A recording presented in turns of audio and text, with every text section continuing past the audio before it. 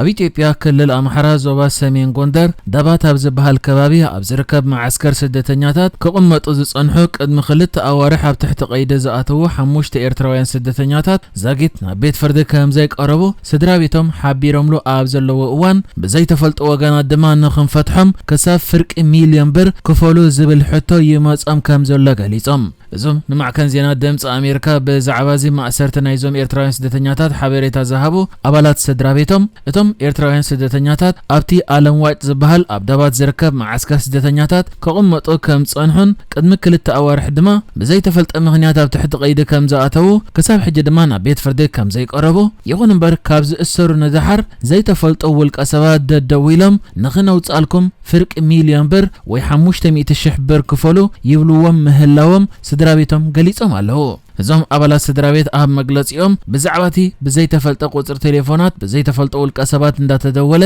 ከባቢ ፍርቂ ሚልዮን ብር ክፈሉ ክነውፃልኩም ዝብል ዝቐርበሎም ዘሎ ጸቕጢ በዝምልከት ንፖሊስ ሓበሬታ ከም ዝሃቡ ፖሊስ ግን ብዛዕባ እዚ ጉዳይ ዝኾነ ምንቅስቓስ ከም ዘይገበረን ጸማም እዝኒ ከም ዝተዋሃቦምን እዮም ገሊጾም ሓንቲ በዓልቲ ቤታ ምስቶም ዝተኣስሩ ዝኾነት ኤርትራዊት ብዛዕባ ዝፍጻመ መልክታ ሂባቶ ኣብ ዘላ ሓበሬታ ቅድሚ ክልተ ኣዋርሕ ኣቢሉ ብዘይተፈልጦ ዕጡቓት ውልቀ ሰባት በዓል ቤታ ካብ ገዝኡ ከም ዝተወስደ ንዝተፈላለዩ ሰበስልጣን ናይቲ ከባቢ ብምርካብ ድማ ብዛዕባ ማእሰርቶም ከም ዝሓተተት ግን ከኣ ዝኾነ ይኹን ግብረ መልሲ ከም ዘይረኸበት ይሓቢራ እዚ ይኹን እምበር እዞም ኣባላት ስድራቤት ካብ ዘይተፈልጦ ወገናት ኣብ ዝረኸብዎ ሓበሬታ እቶም ኣብ ትሕቲ ቀይዱ ዝኣተዉ 5 ኤርትራውያን ካብቲ ተኣሲሮምሉ ዝነበረ ዳባት ናብ ባርቕ ዝበሃል 40 ኪሎ ሜትር ካብቲ ከባቢ ርሒቓ ዘላ ዓዲ ተሰጋጊሮም ከም ዘለዉ ሓበሬታ ከም ዝበጽሖም ክገልጹ እንከለዉ እቲ ምስጋሮም ግን ንኽበጽሕዎም ንዕኦም ኣሸጋሪ ገይርዎ ምህላውን ሓቢሮም ብዛዕባ እዚ ናይ ኤርትራውያን ማእሰርቲ ጉዳይ በዝምልከት ኣብ ዓለም ዋጭ ሓላፊ ትካል ስደተኛታትን ተመለስትን ኢትዮጵያ ዝኾነ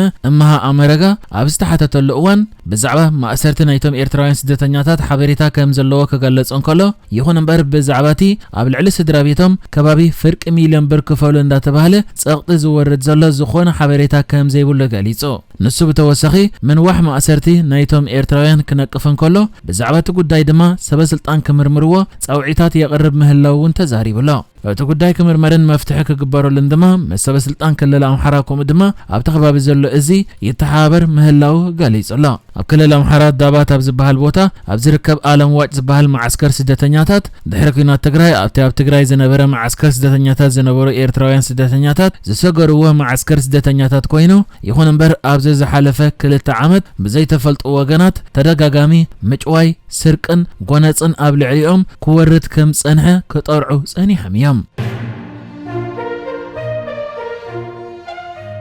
ኣብ ሶማል ከም ዓቃብ ሰላም ተዋፊሩ ጸንሐ መሰጋገሪ ተልእኾ ሕብረት ኣፍሪቃ ጻንሕቱ ዛዚሙ ካብቲ ሃገር ይወፅእ ኣብ ዘለወሉ እዋን ሓድሽ ናይ ሕብረት ኣፍሪቃ ተልእኾ ክስደት ኮይኑ ኣብዚ ናይ ሕብረት ኣፍሪቃ ተልእኾ ድማ ሶማል ሰራዊት ኢትዮጵያ ኣይሳተፉን ኢላ እኳ እንተነበረት ሕጂ ማዕከን ዜና ብሉምበርግ ዘርጊሓቶ ኣብ ዘላ ጸብጻብ ግን ሚኒስተር ወጻኢ ጉዳያት ሶማልያ ምስታፍ ሰራዊት ኢትዮጵያ ኣብ ሓድሽ ተልእኾ ሕብረት ኣፍሪቃ መንግስቲ ሶማል ዳግመ ግምት ክገብረሉ ይሓስብ ምህላው ከም ዝገለጸ ሓቢራ ኣብቲ እታ ማዕከን ዘርጊሓቶ ዘላ ዜና ብተወሳኺ ኣብ ስምዕ አንቀራ ኣብ መንጎ ኢትዮጵያን ሶማልያን ዝተፈጠረ ወጥሪ ድሕሪ መፍትሑ ሶማል ንሰራዊት ኢትዮጵያ ኣብቲ ብሕብረት ኣፍሪቃ ዝስደድ ሓድሽ ተልእኾ ዓቃብ ሰላም ንምስታፎም ተሓስብ ከም ዘላ ካብቲ ቅድሚ ሕጂ ሒዛቶ ጸንሐት መርገጺ ማለት ሰራዊት ኢትዮጵያ ኣብቲ ሓድሽ ተልእኾ ኣይሳተፉን እዮም ዝብል መርገጺ ትልውጥ ምህላውን ተገሊጹ ኢትዮጵያ ምስ ሶማሊላንድ ናይ ባሕሪ ስምዕ ድሕሪ ምግባራ ሶማል እቶም ኣብ መሬታ ዘለዉ ሰራዊት ኢትዮጵያ እቲ ሕጂ ተዛዚሙ ዘሎ ተልእኾኦም ምስ ወድኡ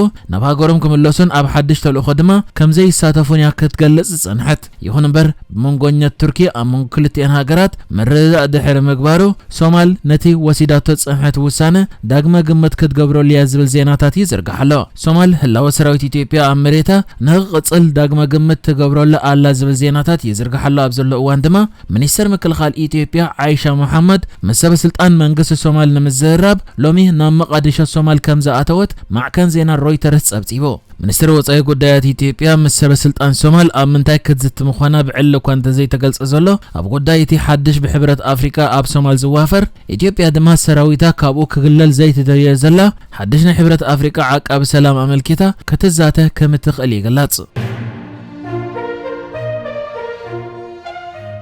حدبت ايسيس ወይ ዳዓሽ ተባሂሉ ዝፍለጥ እስላማዊ ጉጅለ ተደፋፊኡ ዝተባሃለ ውልቀ ሰብ ኣብ ኣሜሪካ ከተማ ኒው ኦርሊንስ ዝፈጸመ መጥቃዕቲ ምኽንያት ሞት 15 ሰባት ክኸውን እንከሎ ካልኦት 35 ድማ ቆሲሎም እዚ ውልቀ ሰብ ኣብ ድሮ 1 ዓመት ፈረንጂ ኣብ ግዝኣት ሉዊዚያና ሰባት ኣብ ዝተኣከበሉ ቦታዮ መጥቃዕቲ ፈጺሙ ከም ዘሎ ዝገልጽ እቲ መጥቃዕቲ በቆጻጸራ ናይቲ ከባቢ ለይቲ ሰዓት 3:40 ብሓንቲ ልዑል ፍጥነት ዝነበራ መኪና ክፍጸም እንከሎ እታ መኪና ጻዕዳ ፎርድ F150 ላይቲንግ ከም ዝኾነት ምስልታት CCTV ካሜራ ኣርዮም ፖሊስ እቲ ተግባር ኮነ ተባሂሉ ዝተፈጸመ ይበመባል እቲ ነቲ መጥቃዕቲ ዝፈጸመ ውልቀ ሰብ ድማ ብዳዓሽ ተደፋፊኡ ነቲ ተግባር ከም ዝፈጸመን ሽሙ ድማ ሸምስዲን ጃብር ከም ዝበሃል ገሊጹሎ ሓላፊት ፖሊስ ኒው ኦርሊንስ ኣነ ክሪክ ፓትሪክ እቲ ውልቀ ሰብ በታ መኪና ክንዲ ዝኣኽሎ ሰብ ገጪው ክኸይድ ዝፍትን ነይሩ ኢላ እዚ ነቲ ተግባር ብዳዓሽ ተደፋፊኡ ፈጺምዎ ተባሂሉ ዘሎ ሸምስዲን ጃብር ብረት ዓጢቆ ከም ዝነበረ እውን ተገሊጹ ፖሊስ ከሃድንዎ ኣብ ዝጀመረሉ እዋን ድማ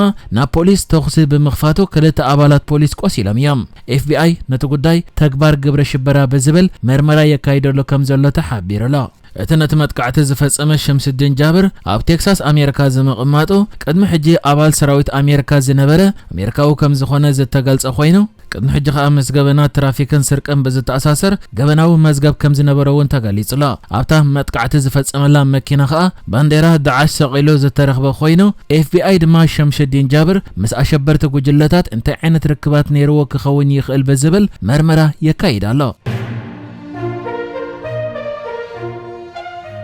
نمعربو جماعن فلسطين زمحدر رئيس محدار فلسطين مع كان زينا الجزيرة كابتن نسو زمحدرو كبابيتات كتوصن بيت صحفتا كتعصن عزيزو اتا نكينات قازم كونتات فلسطيناويانن وترو عبي شفنه هبا التزرقح مع كان زينا اقدمون اب اسرائيل ناي عربن انجليشن انفراتا كمز عصو زتغبره خوينو حجي دما رئيس محدار فلسطين نتا مع كان كابتن نسو زقواصاصرو كبابيتات كتوص وسيني زلا بزخا الجزيرة ابتي حماس زقواصاصرو صنح ገንክ ኣብ በኩናት ተሃሲ ዘሎ ቃዛ ጥራያ ለኡኻት ዘለውዋ ክኾኑ رئيس محدار فلسطين نس قمت زوسده أبتنس زقاصرة معربة وجماجم مس حماس مدنقات زلوم إسلامي جهات تباهيلم زفلو طعوطات جلتات أبتحت قيدك أتدحر مجمارو مع كان زين الجزيرة نتقول داي سفيح شفنا هبا كزرقو حد حرمز نحيو رئيس محدار فلسطين مبزح على فقرة ومعلتات نستفل عليه إسلامي جلتات أبلات زخونم مس حماس دما ركبات زلوم قبل عليه استفل عليه علامات إسرائيل ما تقعت خفت صمت صنحو عسرت حدا والقسوات أبتحت قيده يأتيو مس حماس كم زي قادا زنقرلو اب رئيس محدار فلسطين عبلال زخونه بوتا زلو فتح زبهال فلسطين وجله مع كان زينا الجزيره مس حماس زدناغصن جلتات توغنالا زي شراويت ايكونتن بمبال كخصا كونت تصنحه الجزيره كن نزب بمقوام شرا يبلنان كتبل يصنيحا حجكن اتي فتح زمرح رئيس محدار فلسطين قبل علزا مع كان سقمت بموساد كابتي نسو زقواصاصرو معرباو جماجم كتعص يوسين زلا نحجز تدالو الزيناتات ازينيرو بكالك سب نرغب سلام نعخم